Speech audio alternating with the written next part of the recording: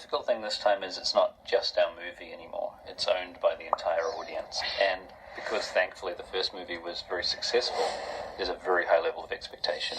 Upon hearing terms like global illumination, subsurface scattering, and hyperreality, one may come to the conclusion that scientists are talking about a comet hurling toward Earth. When in fact, that very terminology is being used today in the making of Shrek 2.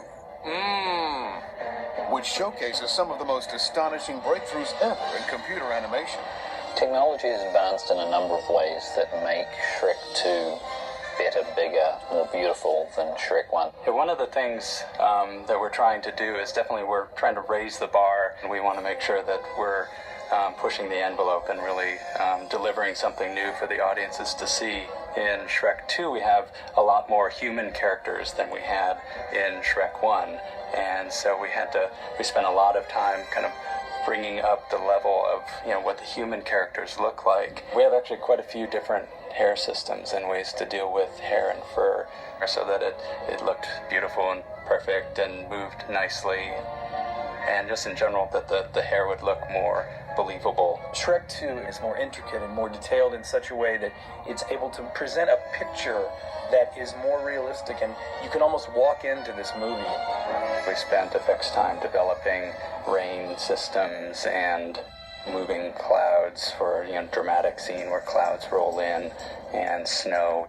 That really has helped a lot to bring this much higher level of hyper reality to our world. You don't know what it is, you just know you feel more a part of it, and that's the goal, really. There were many things that we wanted to do in the first Shrek, particularly with lighting, that just were not really achievable on the scale that we needed to achieve them. There's a lighting technique that we have developed a shader for that we call subsurface scattering, which provides a translucency level to the skin. There's another lighting technique that we call the bounce shader, and this is a form of global illumination where you simulate the way light bounces around just in general, not just in skin, but within a room. More fur, more hair, more water, more smoke, rain, effects, fire, all of those things that were hard when we were developing them last time, we were able to launch off from that point and develop them further this time. Shrek and Donkey and Puss get caught in a rainstorm and get soaked. I don't think that's ever been seen in a CG film before.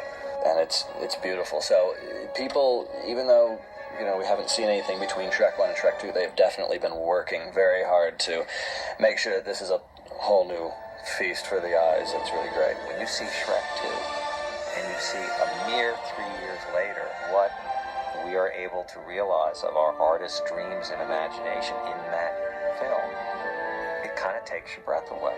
Computer graphics is still a relatively young industry, and together on each of these films we try to create and invent new solutions towards the creative ambition of each film.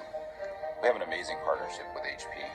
A couple of years ago, we signed a strategic alliance together with our companies. I think once HP got inside and understood a lot about our work process and our thought process, our creative process, it sort of opened up, lots of opportunities. So it's really become a good two-way street. It's going to be champagne wishes and caviar dreams from now on. Designing the incredibly stylized look and feel of Shrek 2 requires the imagination and expertise of many talented people, as everything in an animated film must be created from scratch.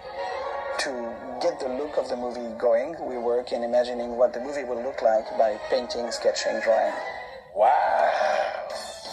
Character designer Tom Hester plays a key role in defining the look, utilizing research, a fertile imagination, and clay to craft the film's amazingly rich characters.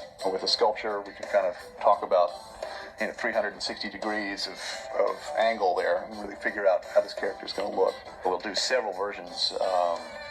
We've got like 11 versions of the king character, for instance. Let's try him heavy, let's try him skinny, let's try him with a kind of, greasy look to him, and, let's try all these things. But we really have to identify the character first.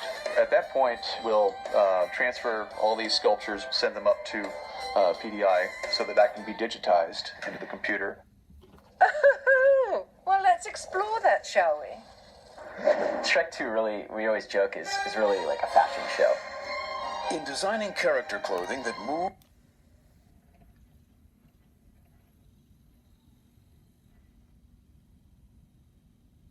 the difficult thing this time is it's not just our movie anymore. It's owned by the entire audience. And because thankfully the first movie was very successful, there's a very high level of... Well, the difficult thing this time is it's not just our movie anymore. It's owned by the entire audience. And because thankfully the first movie was very successful, there's a very high... Well, the difficult thing this time is it's not just our movie anymore. It's owned by the entire audience. And because thankfully the first movie was very successful, there's a very high level... Well, the difficult thing this time is it's not just our movie anymore. It's owned by the entire